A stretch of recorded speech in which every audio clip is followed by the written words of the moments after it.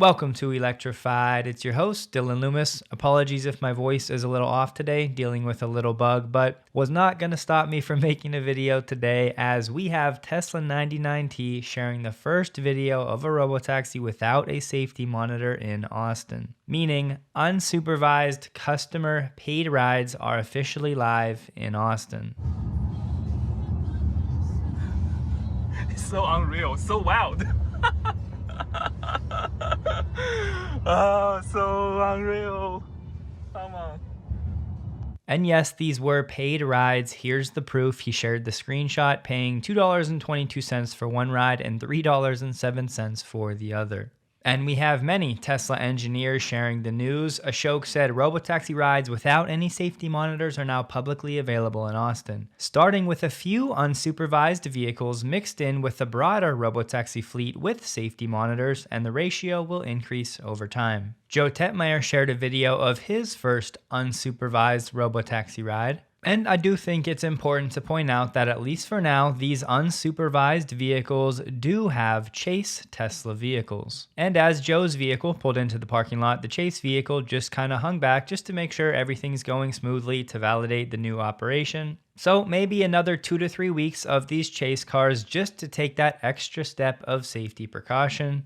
So they've got a lot of experience and a lot of data for this area of the town as well. So I think that may be one of the reasons why, at least for today, the unsupervised vehicles are kind of concentrated here in this part of the site. So great to see again just how this is continuing to progress.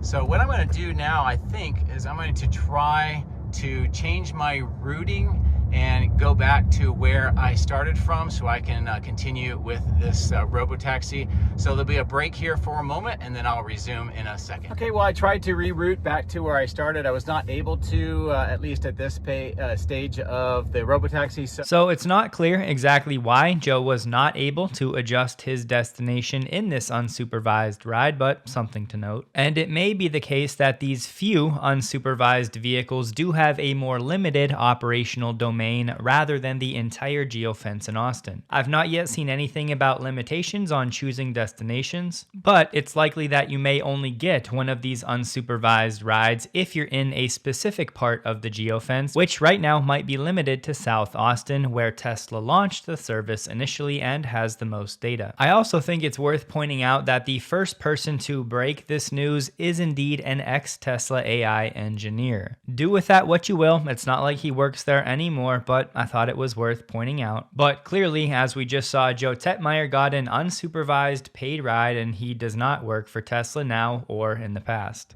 Now I'm in the passenger seat. I'm in the passenger seat now. It's a different car. This is a red one. And what is interesting that you can't control the steering wheel. Yeah. It's not protected though, but you cannot control it. Yeah, so I'm pretty sure that this robotaxi can fit at least 3 people, if not 4. I'm not sure if it's allowed to sit here actually. Yeah, it's super cool.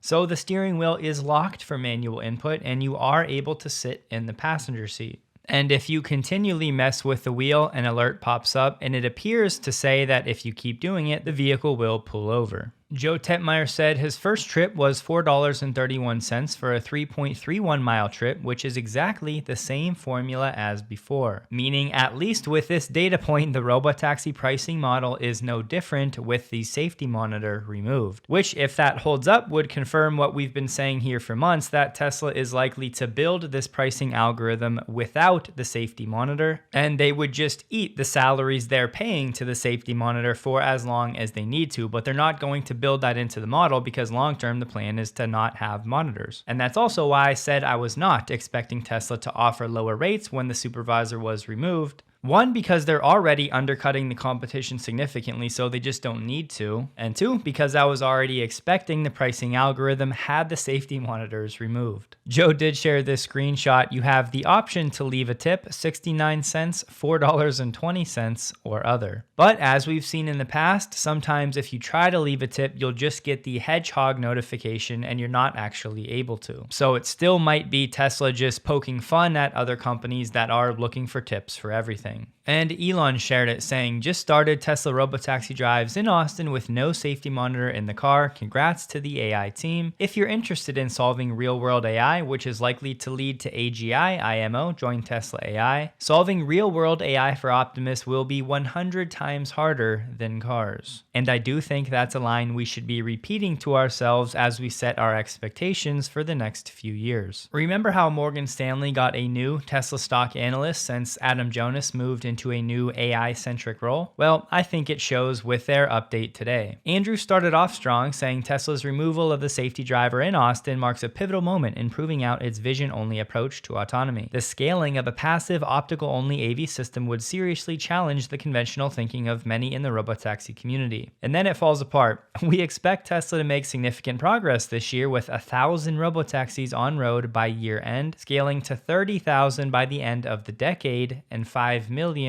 by 2040. Now, yes, I'm on record saying I was overzealous with my robotaxi estimates when the service launched. But if Tesla doesn't have significantly more than 1,000 robotaxis on the road by the end of the year, I will gladly come out and say something is not going right. And I think the same thing could be said about his prediction for 30,000 by the end of the decade. I'd also be comfortable saying if Tesla can't average 8,000 robotaxis each year for the next 4 years, then something is wrong. And for those counting, it was exactly 7 months from the launch of the robotaxi service in Austin to this first unsupervised paid customer ride. So for me, that will be the timeline to beat for each new launch in a new city. So this really is historic. Waymo may have beat Tesla to the punch, but Tesla pulled it off with cameras only. And outside of some GPS hardware to communicate with the remote operators, as we know, anyone can go buy this vehicle and own it themselves. The capabilities are exactly the same, the camera suite is the same, it's just a matter of regulations and Tesla unlocking unsupervised. So of course, we'll watch how quickly Tesla adds unsupervised robotaxis to the mix and how soon the Bay Area follows suit. But today, I hope everyone can sit back and take it in and celebrate this moment. Many of us have waited years for this, and I really can't even imagine what it's like for the AI team to watch their work manifest in the real world like this. And to everybody who said Tesla would never pull it off, I'd simply say, don't doubt Elon. As we've seen time and time again, he makes the impossible merely late.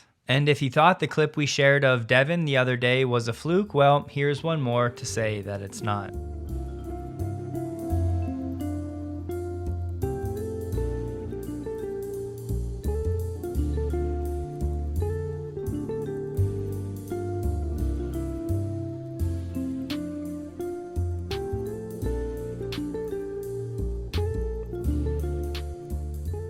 Elon gave an interview today at the World Economic Forum, which I found to be interesting, but not just because of what Elon said, but what he said about the WEF in the past. He said it's increasingly becoming an unelected world government that the people never asked for and don't want. In the past, he said, I was invited to WEF, but declined. He said by misinformation, WEF means anything that conflicts with its agenda. He said it would be great if someone could compile a game contest of who said the craziest stuff between 4chan and WEF. My money is on the latter. And one more, there are some really funny WEF parody accounts, although it's legit hard to tell WEF truth from WEF parody sometimes. There was not a ton of new information here. It was a lot of repeated themes like the cost of AI continually declining quickly, nearly monthly at this point. The limiting factor really is energy. Elon said it'll likely be the case that we'll be producing more chips than we can actually turn on thanks to those electricity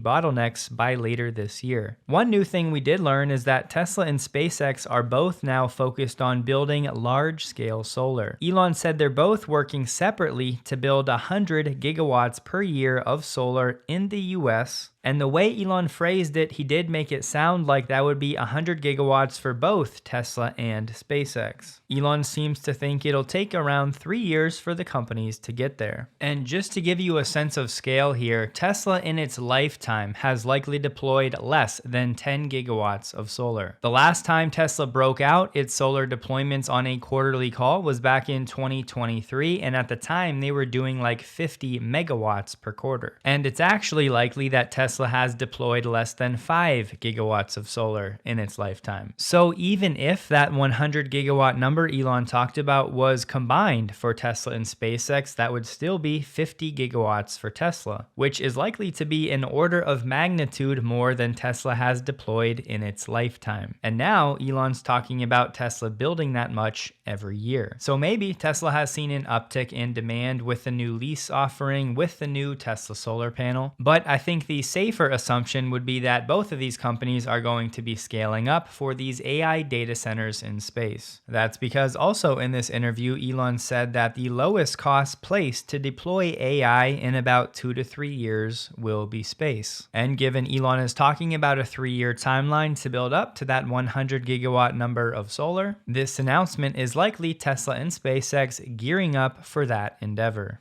And I'm sure Buffalo will love to hear this announcement, as that's where Tesla is making and assembling its solar panels. And Elon did say the importation of solar cells is very expensive due to tariffs, but production domestically can and will be done. And this is actually a very important point, because really to date, Tesla has been importing these cells from other places around the world and then just assembling them into solar panels in New York. It's always been very unclear to what level and to what degree. Tesla Solar is probably the most opaque division that it has, but very clearly today Elon is talking about specifically producing the cells domestically. So this is likely a shift not just in scale, but also when it comes to the level of vertical integration as well. Elon said humanoids will advance quickly. Optimus is doing simple tasks in the factory now, and probably later this year will be doing more complex tasks, but they will still at that point be deployed in an industrial environment. And then he said probably by the end of next year, Tesla will be selling Optimus to the public. Elon said he's confident that Optimus will have high reliability and safety and range of functionality at that point, meaning you would be able to ask it to do anything you'd like. I will continue to say I have my doubts about that timeline. I won't be surprised if we don't see Optimus in a home setting until closer to 2030, because at that point, with children and pets and security risks and fire risks, the reliability is going to have to be near perfect. And maybe more importantly, Tesla will have zero problem selling Optimus in an industrial setting really for the next decade plus. So Tesla should not be in any rush to sell Optimus to the home, although we all want it. It is going to be a safer path to keep it in an industrial setting for as long as it takes to work out the kinks, and ultimately to develop all of these generalized capabilities. And Elon did say self-driving is a solved problem at this point. We have heard that before. And he said Tesla's robotaxi service should be very widespread by the end of this year in the US. Tesla is hoping to get supervised approval in Europe next month, and China on a similar timeline. I'll have the full interview linked below. ARK Invest put out its Big Ideas report for 2026. But parts of this report that pertain to the channel we've already covered in months past, like the one where ARK is predicting that Optimus will be 200,000 times harder to scale than a robotaxi. Many of you will remember this chart, but it really is somewhat in line with what Elon just said, that Optimus is going to be 100 times harder than robotaxi. On the robotaxi front, we already highlighted in Pierre's report how Waymo is really stuck at about 15 to 20% market share in San Francisco. It has certainly taken some market share from Lyft, but Uber has remained relatively steady with the majority of the market. And the discrepancy between these two charts on the right is perfect. Most Tesla skeptics will focus on the chart to the left, saying that Waymo, Baidu, Pony AI, and WeRide have all done more actual robotaxi miles than Tesla. But the Tesla bulls will look at the chart on the right, which is cumulative autonomous miles, where Tesla is dwarfing every other other company. Tesla will be eclipsing 8 billion autonomous miles in the next few months, and no other company is even sniffing 1 billion. And hopefully this is the year where this chart on the right starts to filter over to this chart on the left. On this chart, ARC shows how Tesla's refreshed Model Y is about 35% more affordable when it comes to incremental cost per mile, and the bars are broken down by each different part of the business. And specifically, that's 35% cheaper than Waymo's 5th generation vehicle, which is the Jaguar I-Pace, not the new Ojai. And then on the right, we have at scale by 2030 Waymo's Gen 6, which is the Ojai compared to the Cybercab, where ARC is expecting the Cybercab to be 50% cheaper than the Waymo. And they're expecting Tesla to be in the neighborhood of 20 cents per mile. And Elon responded to that data saying, probably true. Personally, I have some doubts that Tesla could maintain profitability at a cost per mile that low. So if in the future you want me to do a section on why I have those doubts, I'm happy to do it. But usually I hesitate because there's so many other people in the Tesla space already doing in-depth modeling. I really try to avoid being redundant. But if you'd want to see something like that, just let me know. I will have the full report linked below. On LinkedIn, we have Copia Power saying that Maricopa Energy in Arizona has now installed 594 Tesla Megapacks, representing one of the biggest Megapack deployments to date. This is a 550 megawatt solar project paired with 2,200 megawatt hours of battery storage. The project is still under construction, but the word is it should be operational toward the end of this year. Tesla has now expanded the FSD demo drives across the EU, now to Spain, as well as Finland. Both are currently booking rides through the end of Q1. Heinrich Zane shared a new video of what we believe to be the latest updated edition of the Tesla Semi. The code name for the new Semi is Atlas, kind of like the new Model Y was called Juniper. So this is only one of two Atlas semis, and I think that the Atlas is the perfect name because the Atlas can carry the freight of the world on its shoulders. So this has no fairing. This is what the Tesla Semi looks like with no fairing. Another thing I'd like to talk about is complete speculation, but this Atlas refreshed Semi appears to be slightly shorter and maybe even less tall than the original Semi. And again, it's hard, but there's the old version of the Tesla Semi. Now we have to go back into the archives to figure out what's going on with the flat top. S.E. Robinson replied to that saying there are two types, long haul and short haul. And then Dan Priestley chimed in saying the roof height variance is independent range variance. The one in the video is a long range Semi, just with a shorter roof meant for lower profile trailers like flatbeds, drop decks, tankers, etc. Better aero for those setups. Also easier to transport truck to and from test sites. So what that means is the difference in roof height does not dictate whether it's long haul or short haul. That's what Dan meant by saying it's independent of range variance. So the real difference for the shorter roof is for different use cases, and it's easier to transport. And as you saw in Zangler's video, it looks like that truck with the shorter roof is being prepared for transport. And this is the year the Tesla Semi enters production, so hopefully we get an update on all of this on the Q4 call next week.